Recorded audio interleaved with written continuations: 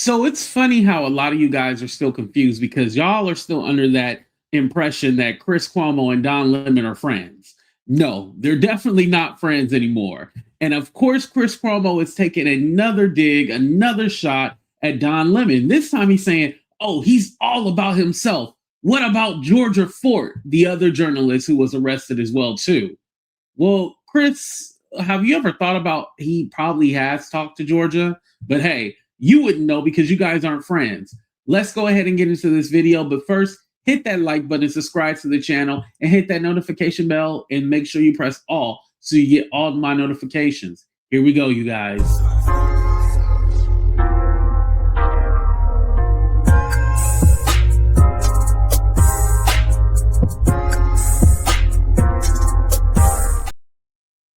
So you cannot tell me that Chris Cuomo is not a hater. After watching this, you know he's a hater. First, it does start out good. He's defending Don Lemon, but then quickly he's throwing shots and digs at him. Here we go.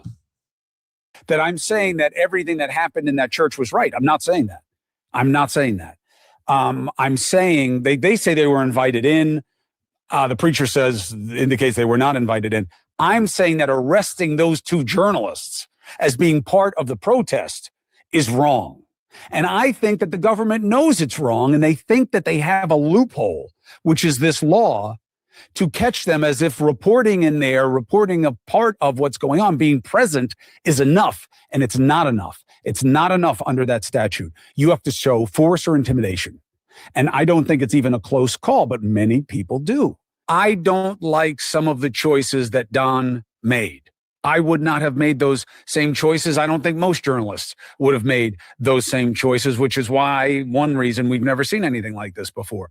But what Georgia Fort did was very different. And again, there was pushing some boundaries on her end too. But whether you look at the indictment or her actual statements and her actual video, it's not even a close call for her. And that's something that should matter to all of us, because if the government is in the business of saying who's a journalist, we got a big problem, especially this administration. So for me, it's not about Don and wanting to protect him. For Don, it's about Don. There's a reason he doesn't talk about Georgia Fort much. He's about himself. He's liking the moment. He's enjoying it. That's what, mind you, Georgia has been on his show before. What his work is about. He puts himself at the center, not the way Hunter S. Thompson did. I don't give him that kind of credit for gonzo journalism because he's not that deep. It's simple. He wants to be the story. He's about himself. And that's okay. It's working for him, especially in digital media where it just keeps rewarding you for being provocative. But he's still a journalist. Whether or not you like his journalism, whether or not it's good journalism or bad journalism, he's still a journalist. And I think the arrest was wrong. But I get that there's a diversity of opinion on this. Hence, Gregot staring at. Doing street reporting is not, I wouldn't necessarily call that rage baiting. This is what he's alluding to. Like, well, he said that a few shows ago that he was basically rage baiting, but I don't believe that's what Don does at all. I think that he has a lane and he has stuck with that lane because, again, if you look on YouTube, it's everybody on the right. It's heavily influenced by the Joe Rogans, Megyn Kellys, the Candace Owens. Like, you really don't see people on the left. Like, you see maybe Adam Mockler a few times, but he doesn't really go live. Roland Martin is somebody who has always been consistent, but there's not really a lot of big names. I've Had It podcast, you see them as well too. But as far as Don is doing live reporting, like on the street, like actually out there in the field. And he even has said in the past, like, he enjoys that kind of work. Like, that's what he wants to do more than, you know, sitting behind a desk and just reading off the news or whatnot, or doing the reporting that way. So again, Chris Cuomo is making it seem like Don is just out there trying to make it all about him and trying to be some kind of martyr and stuff like that. Mind you, Don's not the one who wanted to, like, he's not purposely trying to get in trouble so he can get some fame and attention. We have a lunatic in the White House right now who thinks that he can control the media and do whatever he wants to. Like, that's the actual problem. But again, Chris Cuomo is such a hater. Of course he has something to say. I think he wanted to Don Lemon. Yes. I'm not going to say the word, but I think he wanted to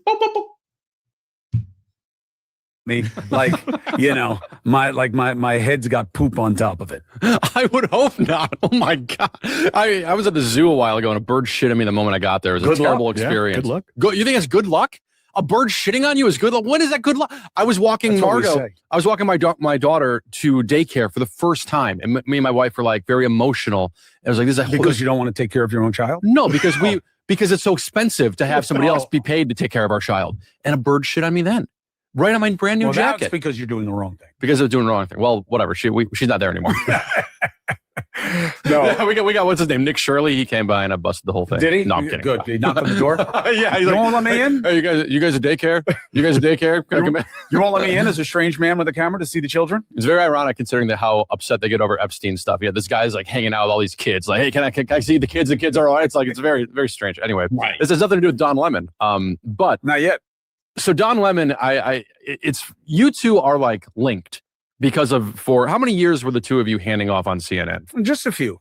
But it had a really big impact. It was the highest rated part of the CN day. I was the highest rated show, but that section when I would go into Don was very highly rated, and we became very close. I mean, there was absolutely no pretend going on.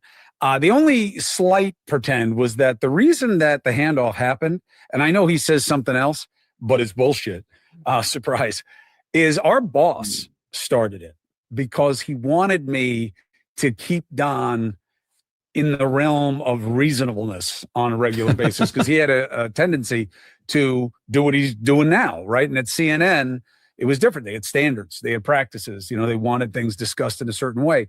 So Don has always said it was genuine. Chris Cuomo came out and said, oh no, the execs wanted us to do it. This is what he talked about, how they used to do the handoff with each other. Chris would come on first, then hand it off to Don, but they would have like a conversation leading into the show. This is what he's talking about. Which I think is responsible. So it was, hey, be on and have this conversation with him and kind of keep it on the rails. And then it just became what it became, and it was great. And one of the negative fallouts for me in leaving CNN was it wound up changing our relationship because he decided to take my boss's side, part for personal reasons, part for professional reasons, in my opinion. But in either case, he wound up talking a lot of shit that wasn't true. And for me, that changes the relationship. I only want Chris, you got fired because you were tipping your creepy brother off with stories and reports of victims. This is why you got fired. Mind you, you made a big statement originally during the investigation. Oh, I'm not going to get involved. I'm not going to report on it. Okay, fair, because that's your brother, right? But you did get involved behind the scenes and you were leaking information over to his team about the victims. Let's not forget what you got fired for, homie. Good things for him. I definitely don't want to see him get arrested, and I wish he'd be more careful about how he's talking about it. I really wish he'd listen to his lawyers. But, I don't think the arrest was right. Well, something that I've heard you talk about extensively is this idea of like standards and practices and having a boss and being able to like, why do you not often see other journalists popping into a church in the middle of a service to, conduct an interview or whatever? And there's something about that does bother me, because I do think of like when there's these stories about ICE going into a church. And then like, I remember the CBS Sunday Morning Report where this pastor was like, hey, please don't come into church because we don't want you coming here because we don't want ICE to come in here, round you up. But the idea that like, there is a lot of energy of like, okay, let's protect these churches. Let's make sure that like, it is not a target. It is not a problem. And yet the way this situation was unfolded is like, oh no, we're going to go into the church to confront this guy. It puts up those two things back to back. The standards and practices of like, well, but ICE does have the authority to go into schools and churches. Like, that's the problem. So again, that is a thing. Like, they can go into those places. This actually like the way in which you should be approaching trying to get this story out there. And two, well, what does it say about then the argument about let's stay out of the churches because this is a safe place. We're not going to bother because we want these people to be safe. Like, I feel like those are very two conflicting things that this kind of brushes up against, at least and in my Amrish, opinion. what's tripping you out about it? I mean, the biggest thing, Greg kind of touched about it. It's I'm not here to debate if Don is a good or a bad guy. I don't think that's, even with the amount of front-facing things he's done, I don't think that's my place to even comment on. What I do want to comment, though, is when you spent your time at CNN and you talked about kind of reining him in a little bit, it's like the idea of being neutral. I feel like that's the most important thing. Like, it's fine to have your biases because we're all human. Like, but when you're reporting the news on television to a large audience, I feel like the need to be neutral and to come off as professional and to quell your bias as much as possible when you're speaking is really important. And for as long as I've seen Don speak, at least, you know, on the YouTube stuff, I feel like he veers so much off traditional journalism that it's hard to call him a journalist. But we don't have parameters or rules. But here's the thing. If you're reporting on a situation where you see people are being torn from their homes, people are being killed by these agents, these ICE agents, like, it's hard to not be biased, but I wouldn't even call it bias. You're just reporting on what's going on. And at that church, the pastor was deemed to be a field director of ICE. Now, still to this day, they have not confirmed whether or not he is. And the fact that they won't obviously gives you that time. But again, why would you want to, and I'm talking about the Patreons, right? Why would you want to go to a church where it's supposed to be about love, respect, protecting your neighbor, and looking out for each other and being welcoming, and you got this guy who's part of a state-run terrorist organization, ICE?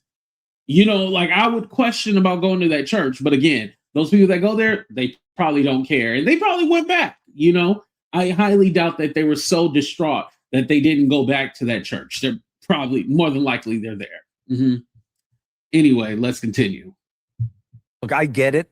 He's not a neutral guy, but that's not what sells these days. Is Megyn Kelly neutral? Is David Pakman, is he seen as neutral? Brian Tyler Cohen? No, they are demonstrably on the left. That little punk with the ski cap on. Tim Pool. Tim Pool. You know, they're coming from the right, these guys, and they let you know it. Don is now part of that ecosphere, and I think he's probably most acclimated to it. And I got to tell you, Amrish, I get your frustration, but you know, it's like you're a young guy who's got an old guy's view on this, because as somebody who refuses to pick a side, and I want to do right, wrong, not right, left, this is not a great business model, the way I do it. Don is doing. Here's the thing. I don't think Don is purposely trying to anger or trying to diminish or make people not feel valued. Like, Megyn Kelly is literally on her channel talking about, like, yeah, she wants to see this person be unalived, or let me just say the word. She's saying, like, she's praising murder on her channel, like, literally, and calling people mother effers and all this other shit. I don't put Don on that same level. Like, come on now. Like, we really need to side with the it's both sides. No, F that. It's not both sides. That's one of the issues, is that Democrats or people on the left do not fight back. This is the issue. Chris Cuomo is trying to do this whole, let's talk about both sides things and all this other stuff, just like Stephen A. Smith. Fuck you and your both sides. That's how I feel. Man, I'm going to go ahead and end it right here. I will go ahead and put the full link to the video. Please let me know what you guys think. Do you think that Don is in this for himself and all about the money? And again, it really does seem like Chris Cuomo is just a hater. I'm not getting anything but hating. I'm telling you.